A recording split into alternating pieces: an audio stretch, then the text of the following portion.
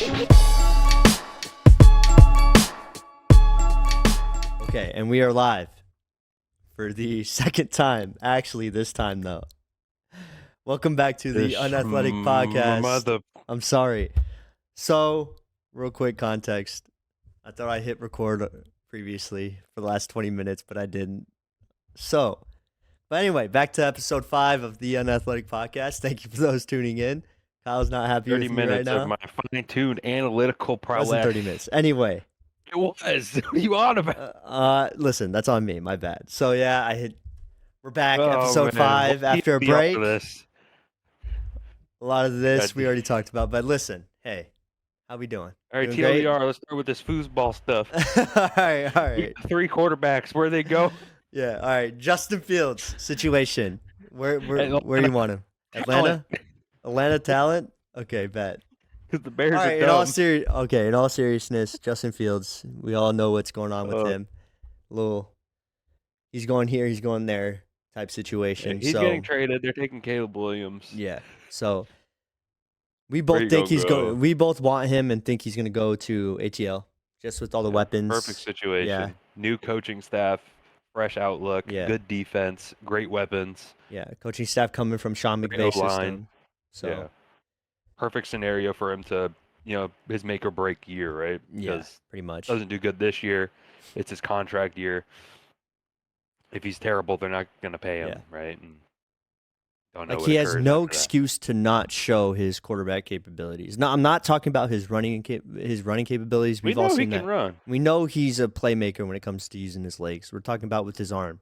Can he win a game with his arm? Because most of the time, when it gets down to that point of the year, aka postseason or just damn near close to regular season, where teams start grinding out games, quarterbacks will more often than not need to win the game with their arm.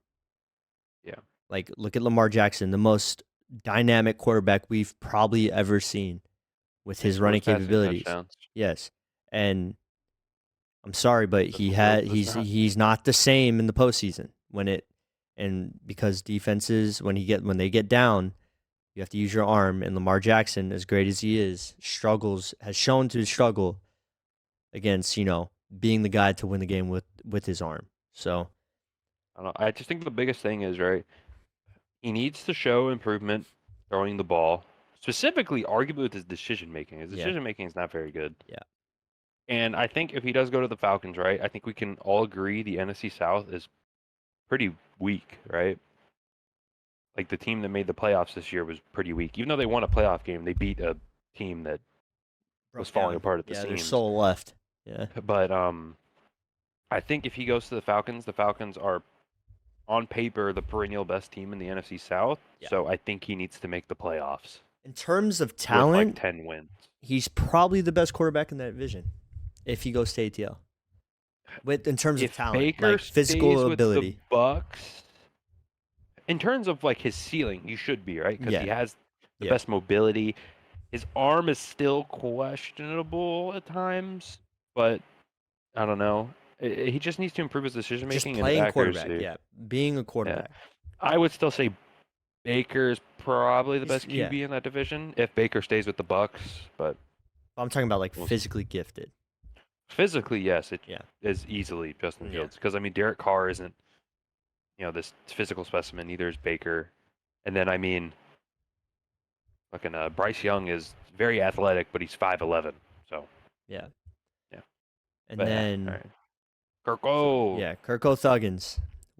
I want to see him in Pittsburgh. To stay in Minnesota, but he's probably gonna go to Pittsburgh. Yeah, I don't understand why they just don't bring him back. I get it in terms of financial decision, right? Financials. He's coming off the Achilles injury, which I don't even think is a good excuse anymore. No, it's not. Especially with him. His medical technology is insane. This dude was dancing at the award show. Also, he's not the most athletic guy to begin with. He's not a mobile QB. All his work is done within the pocket, dicing up defenses with his arm, right? Yeah. So, like you said, I think a good spot for him is Pitt. I don't know why you would. I don't know why you'd move on from him when it seems like Justin Jefferson likes him as his QB, and it plays a big part in whether he stays with the organization. Yeah, and he is the face of your organization. Wants Kirk Cousins to be one throwing him the ball. So I like him in Pitt because, like we said, but if he does move, Pittsburgh is the best. George place, probably. Pickens, Deontay Johnson, Najee Harris, Jalen Warren, Mike veteran Tomlin, that leadership defense, to a TJ Watt. team that needs it. Yeah, they need a leader. And he also is, it's evident he can deal with, wide receiver egos. Stephon Diggs. He's played with one huge diva in Stephon Diggs, and then Justin Jefferson is most likely one as well. Yeah. So. Well, yeah, and if not, like when we say diva, just an ego, which you have to have. He also dealt with Dalvin Cook, who we assume probably had an ego with like wanting to get the ball. And so he's played with a lot of like elite level superstars. Players, so. Yeah, he knows what it's like to have to deal with superstars, right, at the wide receiver position. So yeah, I just think this is a good match for him because he's the one that can come in, be a leader, deal with George Pickens when he decides to throw a temper tantrum because the game doesn't go the way he wants it to go. And then, I think it's good. And then I think it's a good pairing with Mike Tomlin. Yeah, the locker room should be very good with Kirk Cousins. And we've seen Kirk Cousins is great in the locker room. And then, Pittsburgh is known to be a good organization too when it comes to stability outside of the quarterback position. Yeah, because outside of Big Ben. So they've had a musical chairs situation. And how can you not when you have a Hall of Fame quarterback for a certain amount of time and then all of a sudden he's gone and then now you got to pick up from scratch. 15 years? Yeah. So 14 years? We like Kirk and Pitt. Now let's switch over to Russ. Russell Wilson. I like him. So if he leaves the Broncos, he's leaving. He's gone. Yeah, which it's pretty evident he's going to leave. That probably. situation They're probably going to cut him. Done. They're probably going to cut him. I like him, and as do you, with the Raiders. Why do you like him on the Raiders? The Raiders. Well, it's the Raiders or Atlanta, right? If Atlanta don't get Justin Fields, I think you should go to Atlanta over the Raiders, just sheer talent. Yeah. I think the Falcons are more talented than the Raiders, but if he goes to the Raiders, I think he goes into a situation where he's not looked at as like the savior like he was with the Broncos, right? When he got traded, they traded everything for him, and he was supposed to be the guy to take him home. Yeah. Like if he goes to the Raiders, he's not going to cost them near as much money as Russell Wilson costed the Broncos, because he's obviously had like a down 2 years. He goes into a locker room where like he's not looked at as like the savior of the locker room, right? Because Antonio Pierce is kind of looked at as that, and then Max Crosby is like a big leader in that locker room. Devontae Adams is pretty big in that locker room. Like he's not the sole representative or whatever you want to call it of like the team, right? Where everyone looks at this person. He doesn't have to be Captain America. Yeah, he does. He is not the savior of the team, right? He's just coming in to play quarterback, which what they need, and be like a leader, QB. Be a quarterback leader, and be another leader on the offensive side of the ball, right? But I think it's big for Russ wherever he goes is he's going to be happier, and happiness plays a large part in how you play on the field because mental is 60-70% of the game, arguably, especially at QB. And I just think him going to the Raiders, he'll be more happy. He'll be in a better locker room environment with Antonio Pierce and the locker room that he had revitalized last year. And then if he does go to the Raiders, it makes for a better story as well because same division. Let's say they beat them twice or even beat them like the first time they meet. I think it's a big thing for Russ's like ego just gets inflated to the moon and he will just play even better. I think it's a win situation for wherever Russ goes. Just getting out of Denver and that toxic environment. He needs a fresh start. Like he needs it. Here's why I necessarily don't like him in Atlanta as much as the Raiders, because I feel like it's semi sort of the same situation compared to when he went to the Broncos. Now, obviously he's not getting traded, and the Falcons aren't trading their whole soul away to put him on the Broncos, right? Because he's going to get cut, and then he'll be able to go where he wants, right? But he's going to have to come in. Be a better situation, but I think he would choose Atlanta over the Raiders. Yeah, because there's more talent. He had a contract on both. But he's gonna probably face the same shit that he faced in Broncos, where everyone's gonna look towards him because it's. Because that Falcons team. I don't think the expectations are there near as much. Because I think Russ comes in now and you're like, oh, he isn't what he was on Seattle. That's also true. I don't think his expectations are as sky high as they were coming off Seattle. But he's still going to be looked at as he's going to be looked at as the guy that won a Super Bowl. I mean, right? Yeah, like the guy that's won. At the end of the day, Russell Wilson has won because that Super Falcons Bowl team hasn't experienced anything relative to winning since Matty Ice's fucking MVP year. Yeah, which was a long time ago, right? So, but anyway, back to the original point. Yeah, I like him on the Raiders too because, like you said, he's coming into a situation where he doesn't need to be fucking Jesus, right? He doesn't need to be Captain America. He's coming into a team that has he's coming into a team that has an established culture, that has established leaders already. Max Crosby, a top 3 defensive end this year.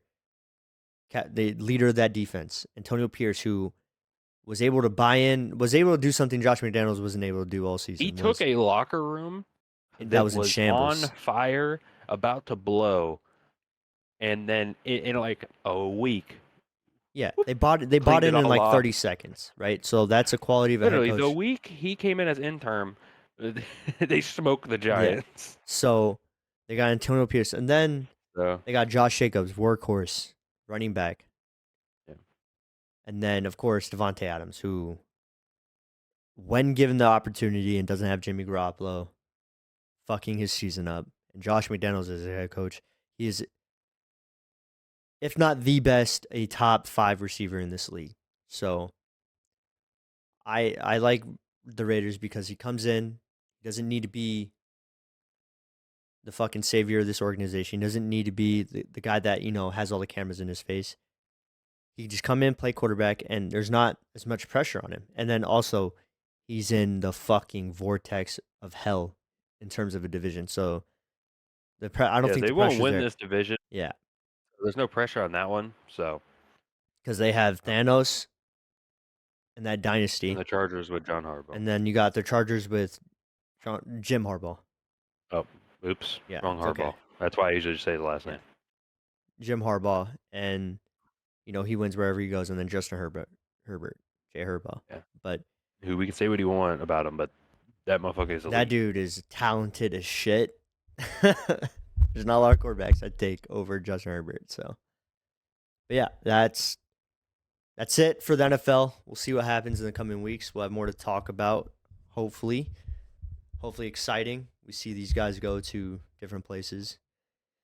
All right, now let's do something that we haven't done yet, but we still like to talk about the NBA basketball, baby. It's time to hoop. Hoop season. So, me and you, we weren't really, locked in on the NBA, as a lot of people aren't, because the NFL. NBA the starts time to lock in on the NBA after the All-Star break. You're right. So we've had a chance, look over what's happening in the NBA. Solidifying. Yeah, we've caught a couple games here and there. I have. I don't know if you have. Watch the Lakers game. Yeah, the Lakers game. Our glorious King LeBron. So after All-Star break, who do you have as your MVP? Or who do you want as your MVP, more so? Because I think we both know who is probably leading it right now. Obviously, with the MVP award in the NBA, it oftentimes goes to, like, the best player on the best team. The best player on, like, the 1 or 2 seed, right? Yeah. Best player on the best team. So, in this situation, right, the 2 best teams record-wise in the NBA are the Timberwolves and the Celtics, right? Yeah. I'm not giving the MVP to anyone on the Timberwolves. Let's just cut to it. So, by default, the MVP probably right now is Jokic. It's Jokic or Luka. I think Luka deserves it more, because I think if the Mavericks don't have Luka, they lose by 30 every night. I'll be honest. No, I agree. I think the Nuggets have enough talent outside of Jokic so they could be serviceable without him, but Luka is the Mavericks. Even with Kyrie, Luka is the Mavericks. I agree. Listen, right now it's Jokic by default. He's the reigning MVP. Yeah. And then I think if there's ever a year where we give the MVP to a lower seeded team, it's this year. Because look how competitive the West is. Yeah, it's very competitive. There are just compare the play-in teams 30+ wins. Compare the play-in teams in the West to the play-in teams in the East. I think all 4 of the play-in teams have a positive record right now, and I don't think the play-in teams in the East have a positive win record. No, the Bulls and Hawks have negative records. Yeah. So, I mean, but that's been the case. I think the West for quite a long time right now has been a more competitive conference. I mean, there was a couple years like 2 years ago where the West was like extremely top heavy and the bottom side was like kind of weak, and the East was like more competitive all the way through. But the West is historically the stronger conference. Yeah. But like top to bottom. I don't, like I said, right now it's probably Jokic just because he's, they're winning and he statistically is They're providing. 1 game out from the first seed. Yeah. 1.5 games. He's matching the best player on like one of the top teams. I agree it should be Luka. This dude is averaging 35, 10, and 10 essentially. That is ridiculous. That is insane. Yeah. And they're in the playoffs. Like, granted, they're 7 seed, but you don't always get that team is not that good. Yeah. Well, I count that. And the issue is, right, if they're in the play-in, they play the Warriors. I like Steph in that matchup, I'm not going to lie. But so it's not like they have an easy play-in match. Yeah. But also they're only half a game behind the 6th seed, right? And the 6th seed is the Pelicans, who I think have been kind of up and down this month. So yeah, they could easily probably move up into that 6th seed. But like we said, the West, the 5th to the 10th seed is a 3.5 game gap. So we could see a lot of movement at this back end of the season. I think the top 3 are kind of set in stone. Nuggets, Thunder, Timberwolves, they all have 40-plus wins. Yeah. And I don't see any of the lower teams going on an insane run. Like a historic run to take. I mean, to be fair, the Lakers, Warriors, and Mavericks had a really good February. Yeah. Oh no, I think in the last 14 games, the Warriors are like 11-3. So they're 8-2 in their last 10. Yeah. So you're probably right. Yeah. And so, I think it's Luka. I think he's having an awesome year, dude. Like pretty fucking ridiculous. But I don't think the team is succeeding enough to the point where you can give it to him over Jokic. If they can get to the 4th seed, which would kind of be if not miraculous, right? I might even give him the 5th. 4 games behind. I give him 5th. If they get to the 5th or 4th seed, I give Luka MVP. Yeah, 100%. Argument. He's averaging 35, 10, and 10. That is fucking insane. Potentially get the 1st seed. Again, if the Nuggets get the 1st seed, I think Jokic probably wins another MVP. And then what does he have now? Fucking 3? So, I want Luka to win it. I think Luka should. Now, a dark horse. I got SGA. And I think the 3rd runner is definitely Shea. SGA is under fucking the 2nd absurd. seed. He is averaging, listen, he's a volume scorer. He's averaging 31 on 55% shooting. That is, Bro, he is a watch guard. A Thunder game, and I bet that dude had 31 points. He is a guard, and he's shooting 55% while averaging 30. And his shooting splits are pretty crazy. And he's shooting damn near 40% from 3. Yeah. Like, this is fucking insane. I saw that. I was like, dude, because majority of the time when you see a guy averaging 30, they're around the 48, 46%. 55, from the 39 field. When you are the primary shot taker for your team is very good. On top of averaging like 6'6", like 6 rebounds, 6 assists pretty much. And then he averages 2 steals and a block, so he plays defense. Yeah. And so definitely, in my opinion, the 3rd. Like when you see guys averaging 30 doing so much on offense, their shooting percentages, like they're still good, like 46 to 48%. Being the volume go-to guy when it comes to shooting the ball and scoring, that's good. Like, bro, this guy's he's almost 50, 40, 55% is fucking insane for a guard. And I was looking at him like, bro, this guy's not missing. And then his team is also succeeding. Now, granted, we'll talk about it, but when it gets to the playoffs, I don't tend to, go with younger teams because I just think in the playoffs it's all about who's been there, who's done it, over just, fucking raw young talent. Because we've seen it in the past. But yeah, SGA is my dark horse.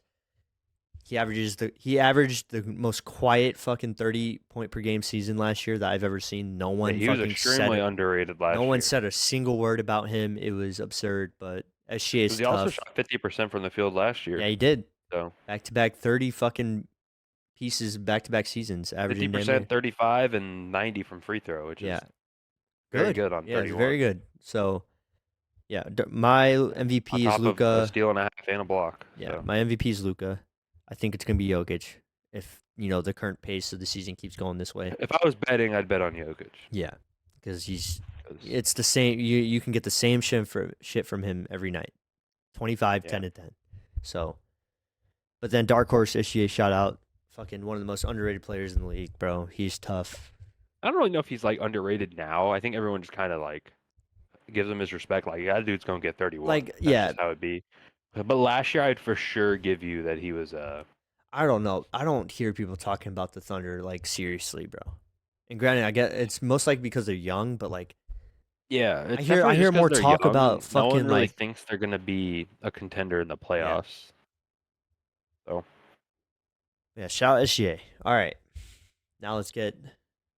So speaking of what I was getting into, and title contenders postseason, who do you see as the most likely to be a title contender or like championship favorites? in the East, I think there's 3 teams. I think it's the Celtics, obviously. They're the best team in the East, record-wise, talent-wise, blah, blah, blah, blah, blah. I still like the Bucks, even though a lot of people don't for some reason, because they had like a bad few losses when Doc Rivers first became coach. But they've won 4 straight. They look fine. They still have 39 wins, which is the second most in the East. And then the Sixers, if Joel Embiid comes back in the playoffs, I think are a contender, but I don't know if he's going to come back. So I'm not really going to say them. And then I think the Heat, I mean, we've seen it twice where the Heat are like, they just make a crazy run in the playoffs. And then even that one year where they were the first seed, they made it to the conference championship and lost to the Celtics. So Yeah. I think the Heat are the third contender in the East. And then in the West, I don't think the Timberwolves are a contender. I still don't really trust them in the playoffs. And then the Thunder, I think, are really young. I'd question them in the playoffs as well in like a 7-game series. So I'd say the contenders in the West are the Nuggets, the Clippers, and then any of the play-in teams that aren't the Kings. So the Mavs, Lakers, and Warriors. Yeah, I agree. And like the play-in teams, I think are more of like I think they can make noise in the playoffs. We know that, we know the Warriors and Lakers, if they get into the playoffs, are going to play whatever team they play close. And they're at the point where they have last year, right? The Lakers were seen it to the point last year. They made it to the championship. Where like those teams too have players that don't need to have home court advantage every single night.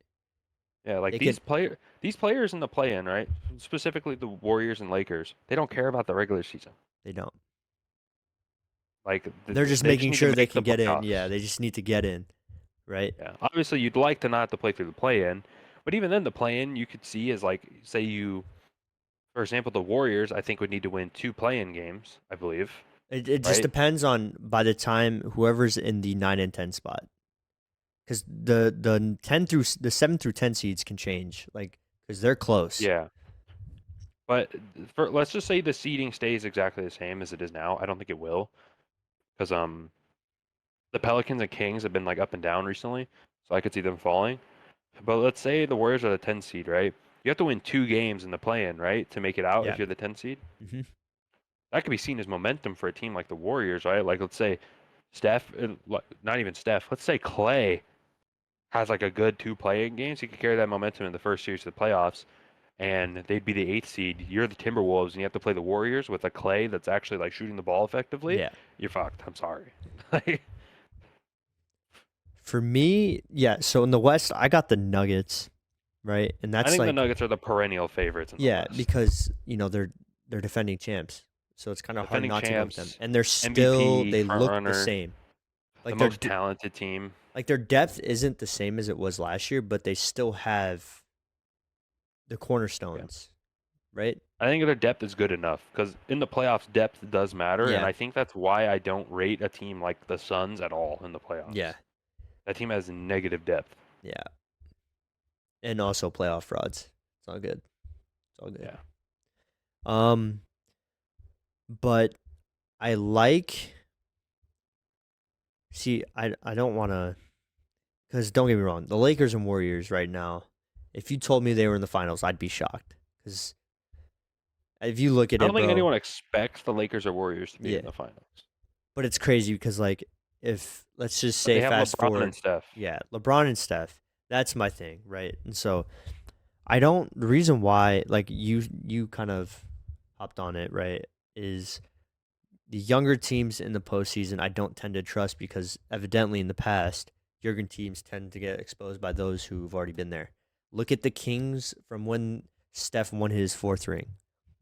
The Kings had the best record in the West. They were number one seed, and the Warriors beat them because Steph Curry was the best player on the floor with De'Aaron Fox, with Malik Monk going crazy, right? And that just young, athletic, energized team. And he went in and beat Sacramento in their building, right? So I don't like the Thunder just because they're super young. Shit, dude. As much as I love Luca and how dominant he is, I don't like the Mavericks because they lack talent around Luca outside of Kyrie. I I mean, think they've PJ gotten Washington was better with the good. trade. Yeah, I think PJ Washington was a great pickup for them. Adds athleticism, adds defense, adds someone who's just willing to run around and hustle. Yeah, the issue is there are other players around Luka and Kyrie are very streaky. Yeah. Like Tim Hardaway Jr. is very, Dear very God, streaky. that is the most inconsistent basketball player I've ever seen. Yeah. Um, the Suns. Listen, I still like the Suns just because they have KD, right? KD is proven, and to this day is still probably the best scorer of our generation, at least. Like all time, we can get into that another time, but at least of our generation, he's the best scorer we've ever seen. He's the only guy to actually, contend with LeBron as the best player in the world, probably in LeBron's peak, at LeBron's peak. So I still consider the Suns a title contender. I know we both don't like them in the postseason. I don't trust them in the postseason. I don't think they're I don't deep trust enough. them either. Who knows if Bradley Beal's actually going to play half the games And then in the the Timberwolves, playoffs? dude. Listen, the Timberwolves are cool. They're fun this year. They're a good story, but I don't see them advancing in the postseason. I'm sorry, I really don't. Yeah. And this is just such a weird year because you're seeing all these new teams who have, come in outside of the Nuggets, obviously. But like you're seeing this young squad in OKC who was good last year to their own right, but like now they're a top 4 team in the West. And then you got the Timberwolves who were horrible last year. And they come in. They weren't horrible. But okay, not horrible, my bad. But like you got they weren't the number 1 seed in the West is what I'm getting at, right? Yeah, they were the 8th seed. Yeah. So they went from the 8th seed to the 1 seed. And then you got the Warriors and the Lakers all the way down there at the play-in, fighting to get in. You got the Pelicans in the playoff picture. Like you got all these teams in there that we're not accustomed to seeing. So, and then the Kings are obviously in there again, but they were in the playoffs last year. So, I don't know. My title contender, yeah, in the West, I got the Nuggets. And then a bunch of, that's the only really team I see likely. But yeah, I think the favorites in each side are the Nuggets and Celtics. yeah, but like make some noise. Yeah, I'm telling you, I like But yeah, there's definitely a lot of teams that could. I like the Warriors because they've won 7 road games straight, and what it's looking like now is they're gonna have to do that in the postseason. So it's nice to see them to be able to do that. I also think that them going on they're 11-3 in their last 14, so they're finally hitting a groove. And I think Clay's willingness to come off the bench too is huge because that allowed him to get more energy or to get younger on the starting lineup. Right, they have 3 guys that are like around the 21 to like 23 23-24 age range alongside Dre and Steph. So I like the Warriors as a team that can make some noise just because they're proving like that 7 road game win streak is kind of impressive to me because that shows that they can do it. And I think they're going to have to be able to do it because winning on the road is important. Yeah, regardless, especially when you're going to be in the play-in, most likely, because you're going to have to go to other people's building. Yeah, and if you stay the 10th seed in the play-in, you're going to play both of them on the road. So, yeah. And then obviously in the East, I got the Celtics because they are what they have been for the last 3 years. They have the best record in the league. It's kind of hard to. And their roster is very talented. Their roster's stacked. Yeah. And then with the Bucks, I don't know. See, I'm not as high as them, or I'm not that high on them because this situation's weird, bro. I don't know. I just think a team with Giannis, Damian Lillard, and Chris Middleton is always gonna have a chance to make it to the finals, definitely. At least in the East, just off sheer talent, right? Yeah. Because if you look at a lot of the Eastern teams, they're not like these star-studded lineups, right? Like the Knicks aren't like a star-studded lineup; they're just a good team. Yeah. The Magic aren't like this star-stacked team; they're just good. Like they're a good team. Like the Cavs are like a mix. I just don't think they have stars, but I don't think the growing pains of Dame and don't get me wrong, it takes time, right? Look at LeBron and D Wade, but those guys' game, those guys' extremely evident. Damian Lillard does not want to be in Milwaukee, or at least he's uncomfortable there. I think he does not want to be there. We all know where Damian Lillard wanted to go. Everyone knows it was not Milwaukee. I see people. It was about 200 miles south. I see people trying to compare Dame not fitting with Giannis so quickly to LeBron and D Wade, right? And to a certain standpoint, that's true, but LeBron and D Wade's play styles conflicted. LeBron and D Wade are both primary ball handlers that weren't great off the ball and couldn't shoot very well at that point. Neither of them were elite shooters, right? Yeah. LeBron is obviously developed into a good shooter. Dwayne Wade was never an elite level shooter. Damian Lillard can shoot. We know. And so that's why I'm surprised the growing pains are taking this long because I feel like Dame and Giannis's game complement each other. I think there's a combination of a lot of off the court issues that are playing into them. I just think he's uncomfortable there, bro. I don't he didn't want to be there. He wanted to be in Miami. Shout out, bro. Fucking cowards, bro. Didn't trade him to Miami. But at the end of the day, they still have the second most wins in the East. So and people think they're struggling.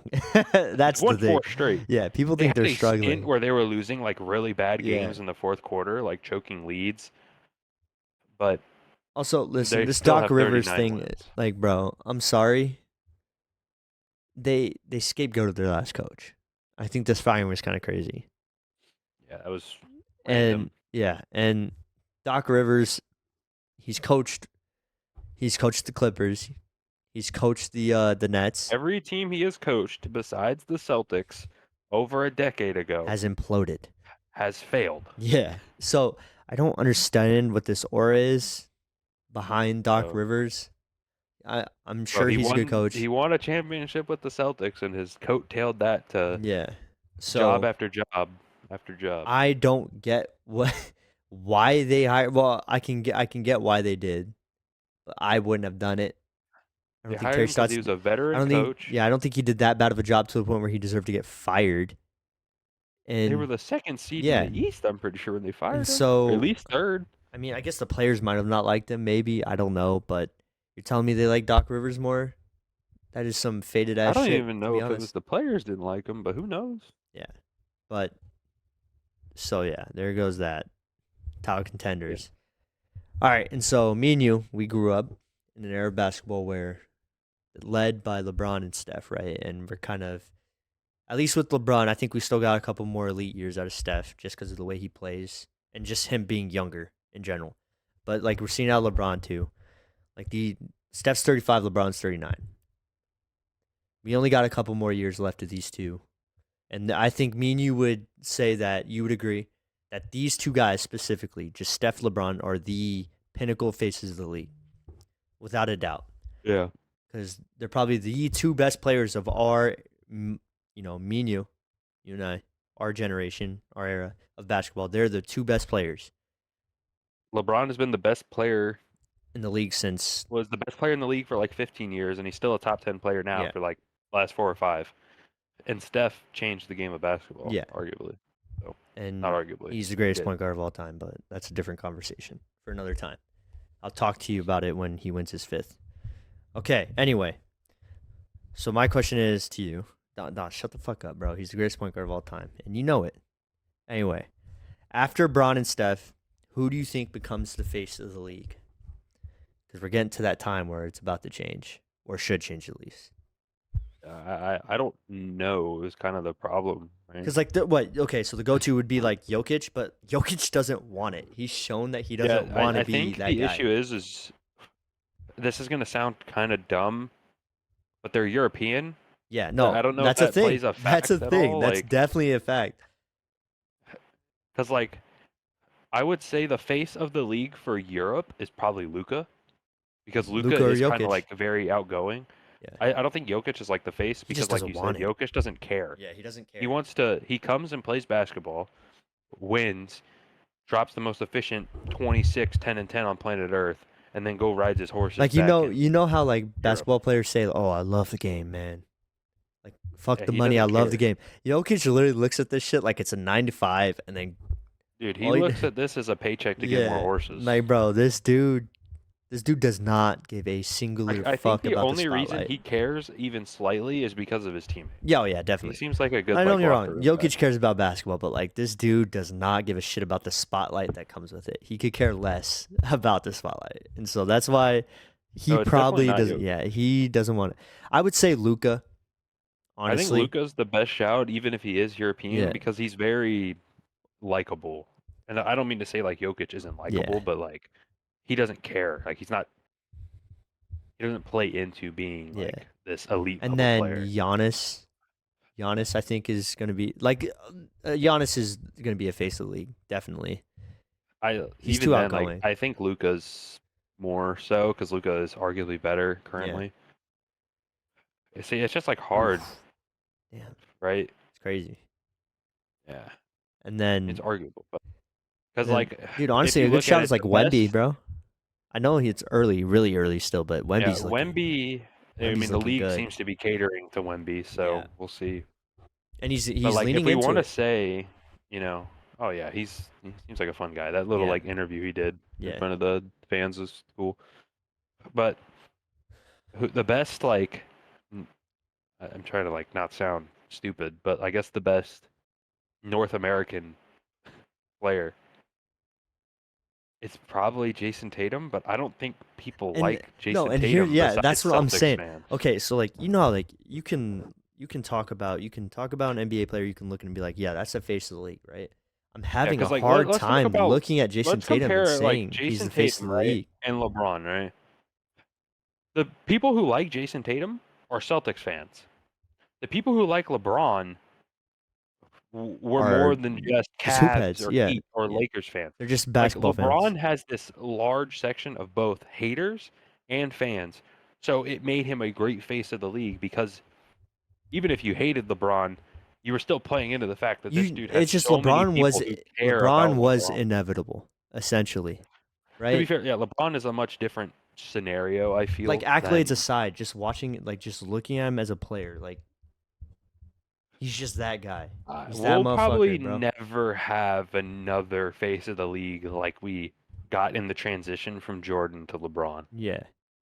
I unless we get some. No, probably crazy... I would say Kobe to LeBron, because Kobe was pretty iconic. Probably Kobe to LeBron.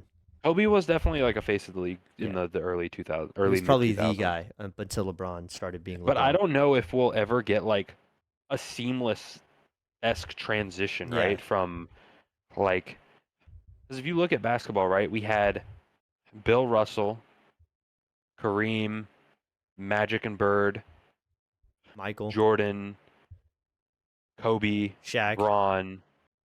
Yeah, Shaq and Kobe, you could probably those put two together, and then Bron, LeBron, and then Bron, Steph, Bron, KD, Bron, Steph, KD trio-esque, right? Like Bron, KD are kind of the face, Steph, and then you kind of have everyone else like that's like right behind them, which is Harden, Westbrook. Exactly. And now we're like to this point, right? Like LeBron and Steph and KD are still the most popular players in the league, but But when they're gone, they're all on the yeah, down track of their careers, right? Like I think the Steph back and end, KD probably have 3 or 4 more years of top level. LeBron is still at a top level, but he yeah, is almost 40. Like I don't think anyone in the league currently has what they have, right? Where just they're the aura of being the no guy, one has their aura, right? yeah, Because like LeBron is the chosen just one, in a different caliber, right? yeah, Of even comparing the other faces of the league, the only one who comes close to like his aura is Jordan. yeah, That yeah, I because don't even those are mean the that two. to a slight No, of that's Kobe just or real Shaq shit, or yeah, anyone. That's just those two have been. LeBron was coveted as fucking next Jordan bullshit, yeah, whatever, right? The king. yeah, And Steph changed the game of basketball. greatest shooter KD ever. was obviously the rival to LeBron. Like no one is that. Like obviously, like Luca is that for like Europe, I guess. But I don't think anyone.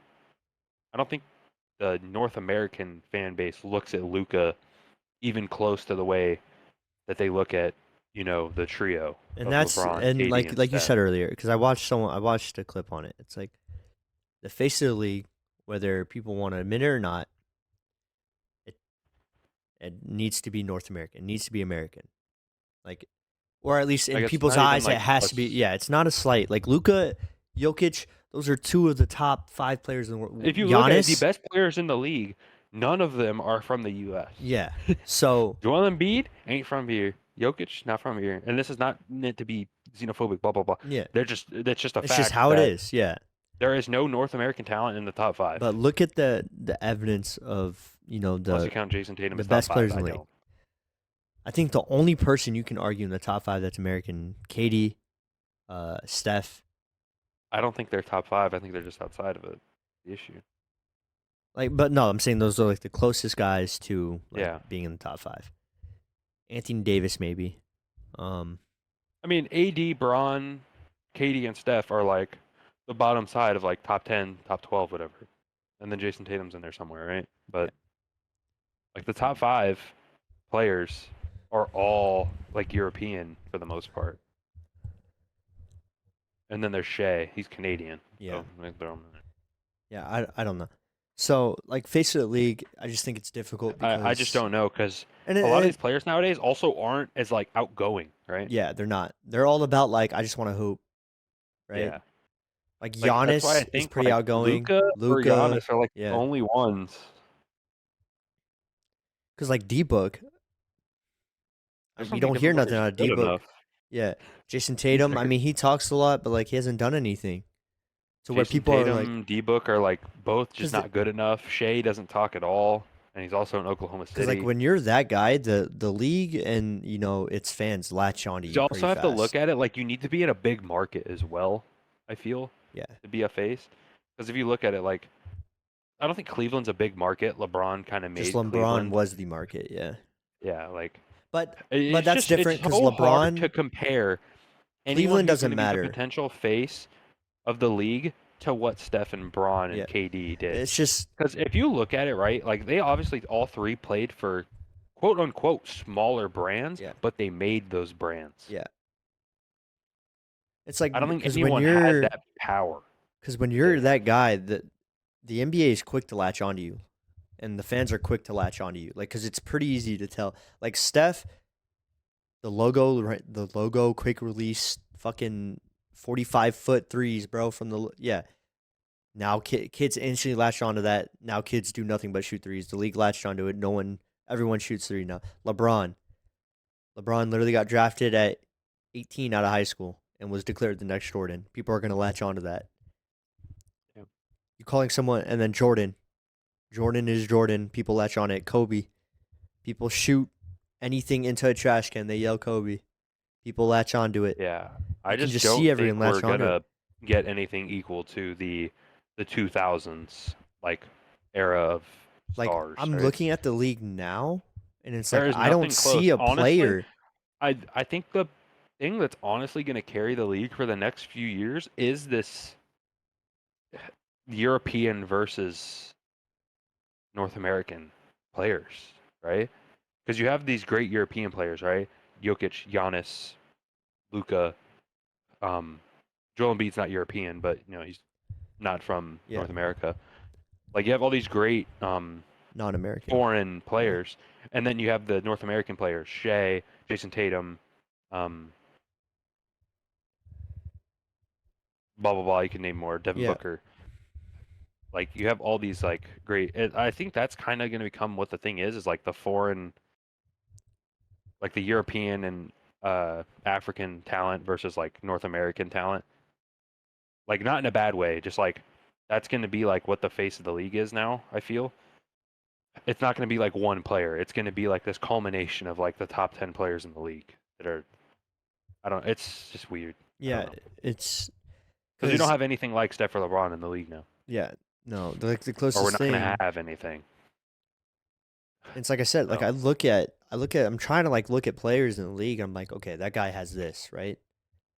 Like, I don't see that. There's a lot of great players, but there is no LeBron. Like, let's look at Jason Tatum, right? He's a bucket. I don't think enough people like him. That's the problem. Yeah, not a lot of people like him. But it's like when you watch him play. Celtics fans. But like when you watch Jason Tatum play, he's a great scorer, one of the best, if not the like. He's a great scorer. He leads. His team currently has the best record in the East. Yeah. But it's like when you watch these face of the league guys play, like LeBron, dominant. I've never seen a player control a basketball game by himself as much as LeBron. Steph, the greatest shooter ever. No one will ever be able to shoot like Steph has. He's literally going to make the 3-point record, all-time record, unbreakable. Right? KD. No guy should move the way he does and score the way he does at 7 feet. 7-foot dude should be moving like he's 6'2". Yeah, Jordan literally was ahead of his time, athletically and skill-wise. He was ahead of his time. Larry Bird, Magic Johnson. No one's gonna that rivalry that'll never be. That made the Celtics-Lakers rivalry like reinvigorated. Yeah. And so I'm looking at all these guys. Like look at Magic Johnson, the first 6'8" guy to be a point guard and actually be good. Right? People that first, but like I'm saying, he was fun to watch. Yeah, right. Like he was Showtime. Larry Bird and Magic had auras. And so, like, I'm looking at all those guys. They had something where you're like, okay, I latch onto that. Yeah, this guy's the face of the league. Look at Jason Tatum. What am I latching on to? Aura now is Luka. Honestly. Yeah. And his team doesn't win enough. He hasn't won anything. Like him individually. They made his the Western Conference Finals. Yeah. They lost to the Warriors. And so, Luka's not. He hasn't won anything. Yeah, I don't know. Because there's a lot of great young players. I don't know who's going to. I just think in terms of the next face of the league, I think it's unknown right now. I think the league's waiting, right? I think waiting it's just a culmination of players differently from the way it was. I think if Luka can win, it's Luka, not even close. If Luka can win, but will he be able to win? I don't know because that Mavs team is not built to win. I'm sorry. If you kind of look at it, the person who was kind of set up to be the next face of the league in my head was Ja before the stupid shit. Yep. Shit, but then Zion. He had the stupid shit happen. Yeah, Zion. But he can't. But these players Ja got hurt obviously this year, right? And then Zion is fat. Well, also Ja had those. Yeah, he missed the first half of this year, but when he came back, he got hurt. So yeah, I just think the league's still looking right now because I don't think there's a lot of people who we can definitively say is the face of this league outside of maybe Giannis. Banchero, potentially. I don't know. I think Wemby has a better chance than him. Yeah, I'm just looking at the really young talent, first, second year players. Oh yeah. Yeah, it could just end up being Wemby if Wemby has a crazy sophomore year. Yeah. Obviously, averages 26, 10, 5, and 3 or some stupid shit. But thankfully, we still got time.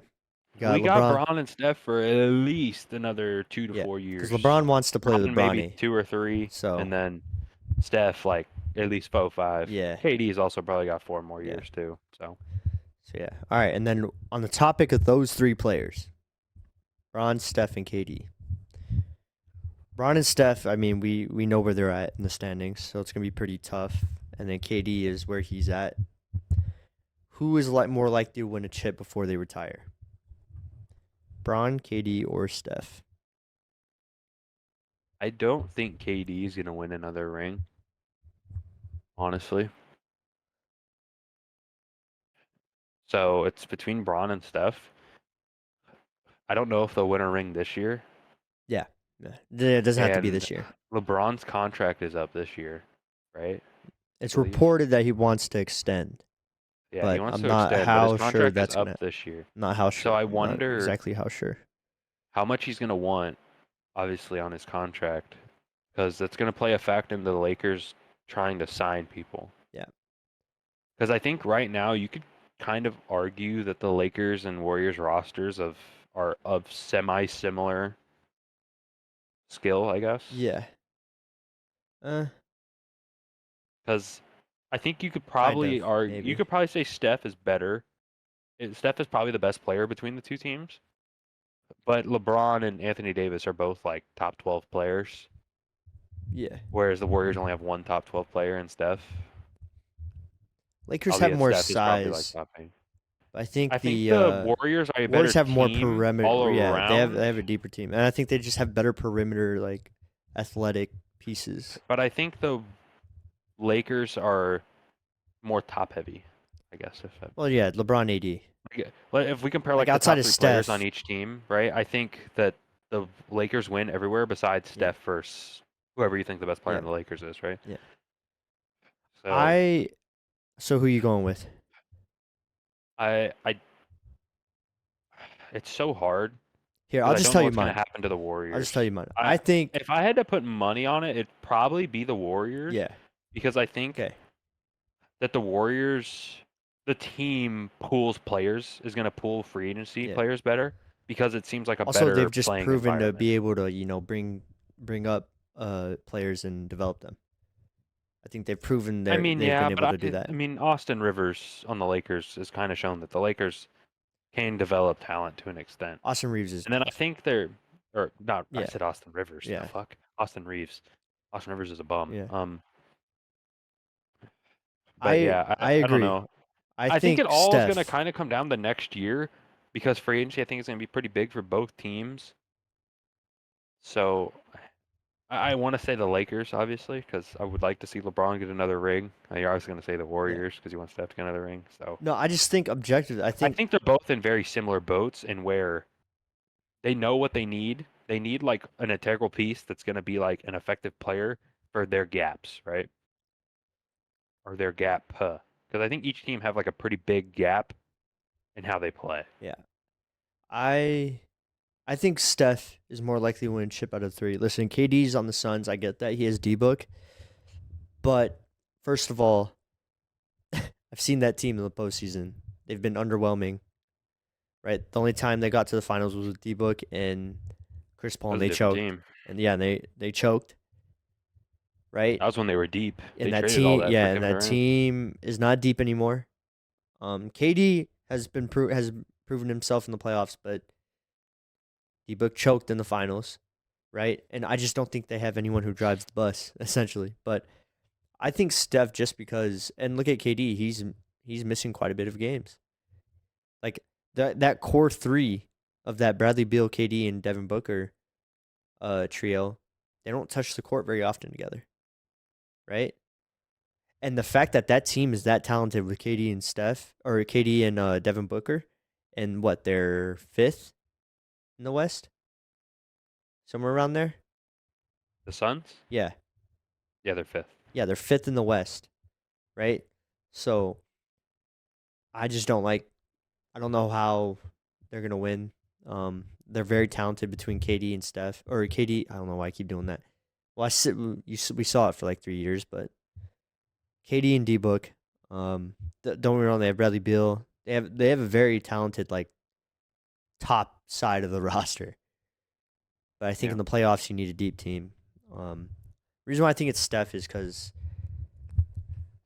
listen, Steph is still at, like, whether it's at the end or it's towards the end, but he's still in his prime. He is still an elite to me, he's a top 5 player. I know a lot of people won't put him in the top 5. He's for sure top 10. And I'm sorry. If you don't have him in your top 10, it's insane. Easily. But to me, in terms of value and how he plays the game, I think he's top 5. But regardless of that, just in terms of Steph and LeBron, I think LeBron, okay, so for the Warriors to win, Steph has to be Steph, right? And LeBron and Steph, his game is more friendly when it comes to aging, right? He's a shooter. Oh, yeah, he's a shooter. And he's already mastered the ability to play off ball. He doesn't need the ball. LeBron, his thing, which made him, arguably the GOAT, is his ability to grab the ball and control the game, right? Be that 6'8", 250 monster that no one can stop physically, while also being a wizard on the court, right? Just, taking the ball to the rack, creating plays for your team. No one being able to stop you, dunking on people. Like, don't get me wrong, he could shoot now, but LeBron's not the best off-ball player that we've seen. And we saw it the last 2 nights. The OT win against the Wizards, and then the win against the Clippers where they came back from 21. LeBron had to take over, as in grab the ball and just go crazy. I don't think LeBron can do that on a consistent basis because he is 39, and like you said, he probably has 2 more years left in the league, if that. 2 or 3, yeah. Yeah, 2 or 3. And I'm not sure.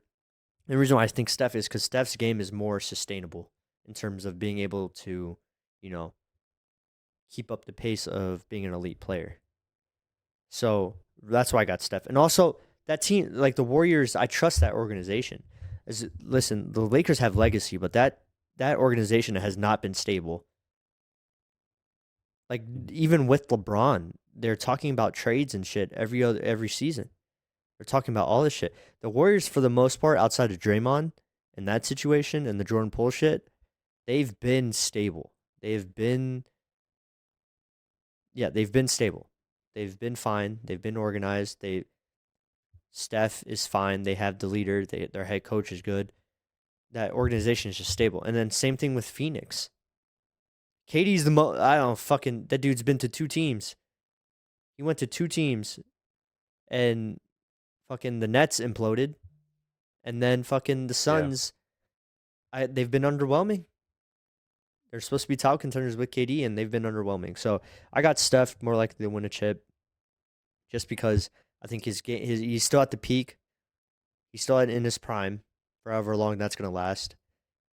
I think the team is deep. They've added young pieces. Jonathan Kuminga finally is turning into what they thought he was going to be, right? Yeah. He had 25 last night against the Knicks, which was a big win for them. And yeah, and then Clay's willing to come off the bench. Dre, since coming back from his suspension, the Warriors have improved offensively and defensively in terms of like net rating. So I like this team. They're still struggling, but they're 11. Like I said earlier, like I'm not trying to like glaze the Warriors, but it's just what it is. They've won 7 straight road games, important for the playoffs, and they're 11-3 in the last 14. So I think they're finally hitting the groove at the most important time of the year, which is after the All-Star break. But like you said, this year maybe not.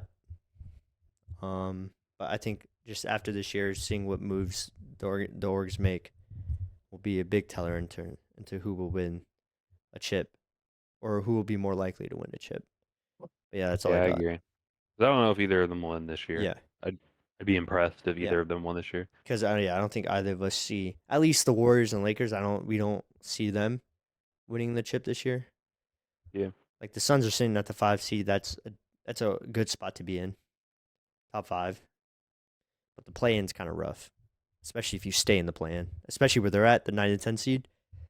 You have to play 2 games just to get in, and then after that, you're in the road game gauntlet. So, yeah, we'll see. But we're on NBA. All right, brother. You got anything else? Yeah. Nope. All right. That's it for episode 5. Thank you for anyone who tuned in. We'll be talking a lot more NBA now that the NFL's done. Well, we'll talk about a little NFL here and there just because of off-season shit, which is still fun. And then the draft as well. Maybe we'll do a little episode about, what our respective teams, what we should draft, what we should go for. And then obviously like the top echelon picks like Caleb Williams, Drake May, all that shit. And quarterback. Then Martin Harrison.